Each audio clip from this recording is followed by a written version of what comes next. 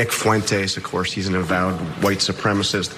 He said, what kind of a man marries somebody named Usha? Clearly he doesn't value his racial identity, his heritage. I mean, this is racist garbage. Yes, it is. But this is also a guy that dined with Donald Trump at Mar-a-Lago during this campaign. That dinner that Trump had, and of course it was Kanye West, the guy that's praised Hitler, who arranged it all.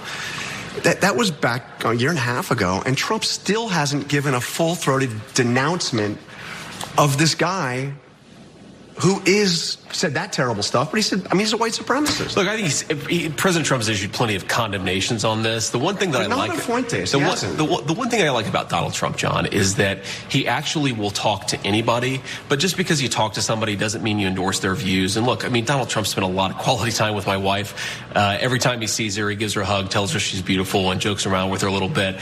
I'm not at all worried. JD Vance suggested that Donald Trump having dinner with white supremacist Nick Fuentes was okay because Donald Trump hugs Vance's wife and calls her beautiful. I don't know if that tracks, but Vance followed up by saying his wife Usha is tough enough to handle this rhetoric. I'm not worried at all about Donald Trump. I'm worried sometimes about these ridiculous attacks. But again, this is what you sign up for when you come into politics. I wish people would keep it focused on me, but whatever. They're going to say what they're going to say. My wife's tough enough to handle it, and that's a good thing. Trump's campaign, in part built on racial resentment, has put JD Vance in a vice grip in interviews. In an interview with Dana Bash, Vance was asked if he believes Kamala Harris is black after Trump's recent remarks, and a lie, mind you, that Harris is only pretending to be black for political purposes. Here's how Vance responded. Take a look. Do you believe Kamala Harris is black? I believe that Kamala Harris is whatever she says she is, but I believe importantly that President Trump is right that she's a chameleon. She pretends to be one thing in front of one audience. She pretends to be something different in front of another audience. Look, Dana, she's not running a political campaign. She's running a movie. She only speaks to voters behind a teleprompter. Everything is scripted. She doesn't have her policy positions out there. She hasn't answered why she wanted to ban fracking, but now she doesn't. She wanted to fund police, but now she doesn't. She wanted to open the border, but now she doesn't. She should have to answer for why she presents a different set of policies to one audience and a different set of policies to another audience. And I think that's what President Trump is getting at. This is a fundamentally fake person. She's different depending on who she's in front of. With respect, you changed your position on an important thing, which is Donald Trump. Of course I did. And so why are you not a chameleon? Because, Dana, I've explained to the American people what's different. People change their minds when the facts change, they should. But if you want to be the people's vice president or president, you should have to stand before an interviewer and say, this is why I changed my mind.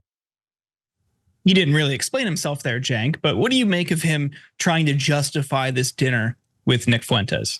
Yeah, so Trump gets different standards than everyone else. Imagine if Kamala Harris had dined with two Nazis. That's all anyone would ever talk about. Imagine if Tim Walz had dined with two Nazis. And now I'm saying that they're Nazis because Nick Fuentes and Kanye West have both said how great Adolf Hitler is. Or do you want to split hairs and go, well, technically they're not, they just love Hitler and what he did, but they're not technically Nazis. Okay, we can have that semantic debate, right? Look, I get it. Trump does no apologies. And as a general rule, that's not that wrong strategically. But you have some obligation that if you accidentally dined with Nazis to say, hey, I didn't mean it. I didn't know this son of a bitch was a Nazi. So yeah, of course it's terrible that he said Adolf Hitler is a good guy. Sorry. Okay, don't even add the sorry. Just make it clear. He's never said Fuentes is a bad guy or Kanye West is a bad guy. He's never denounced them. I mean, it would end any other political career. You can't name a person whose career wouldn't be ended by that. Nope, won't apologize. Yeah, good. Yeah. Oh yeah. Maybe next time I'll dine with 10 Nazis. Well, okay. That's what I'm worried about. Exactly. And then they'll say stupid things like, "Oh, that was a long time ago." It was a year and a half ago. It's like he was in his late 70s at the time. It's not like, well, that was like 30 years ago when he was 17. No, we all remember it. It was in Mar-a-Lago. Okay, so you know why he doesn't reject Fuentes, right? I mean, I hope you know this by now. Because he wants to court the Nazi vote. And he's like, well, they're good, very fine people on all sides. So I don't want to lose those voters. Those are good people. Are they? Are they? I wouldn't mind losing those voters at all, but apparently Trump does. Now, on the other hand, when JD Vance is talking about how Kamala Harris is fake and switches her positions, I think there's a lot of truth to that. So is she more fake than a general politician? Probably not. But is she less fake than an average politician? Probably not. She's probably at least as fake as an average politician. And has she changed some of her positions based on the politics of the moment? Definitely. So when it was popular to be tough on crime, she was tough on crime.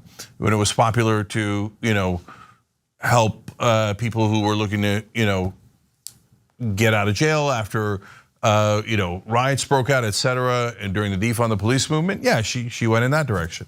Was she for Medicare for all in the beginning? No. Then was she for it when it was popular? Yes. Is she for it now? No. So she changes her positions all the time. And Democrats, please don't tell me to lie. Okay, I know if it hurts your feelings, I'm sorry, but my job is news. These are the facts. And you can see with your own eyes. She was definitely for Medicare for all. She'll come out at some point, and he's not wrong that she's not doing interviews. She's not. She'll come out, and somebody will ask her, "Are you for Medicare for all?" And I guarantee you now, so I'll break your heart ahead of time before she does. She will say no, she's not for Medicare for all. Because right now it's not popular in Washington, and she's gonna take tons of drug company money and health insurance money, and so she's gonna serve them. Keep it real. Now, on the other hand, is JD Vance a chameleon? Of course he is. He didn't give a good explanation there because he doesn't have a good explanation. Back then, he had graduated from Yale Law School, and he was in the more liberal crowd doing identity politics. I don't mean liberal in a progressive sense.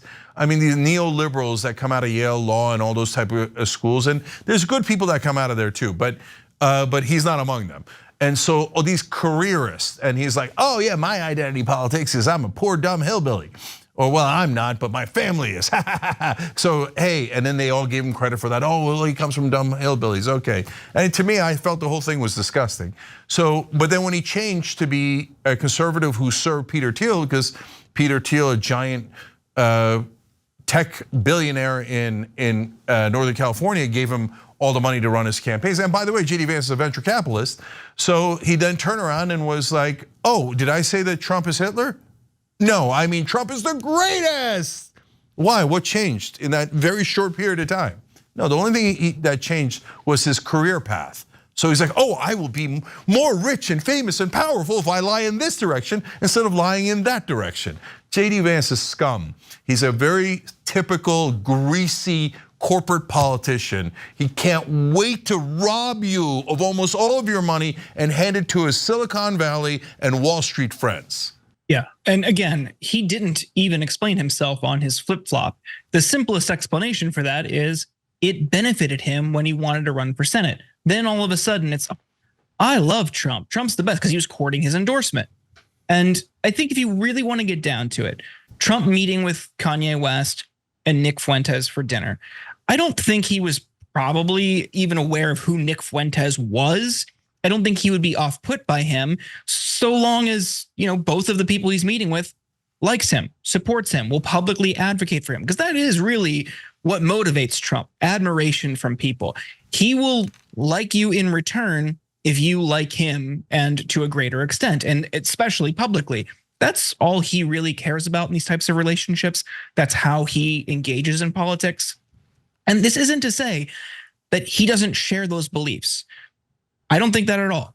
I think he certainly does. I think you can see that in his policies. You can see that in his statements. You can see that certainly in his background.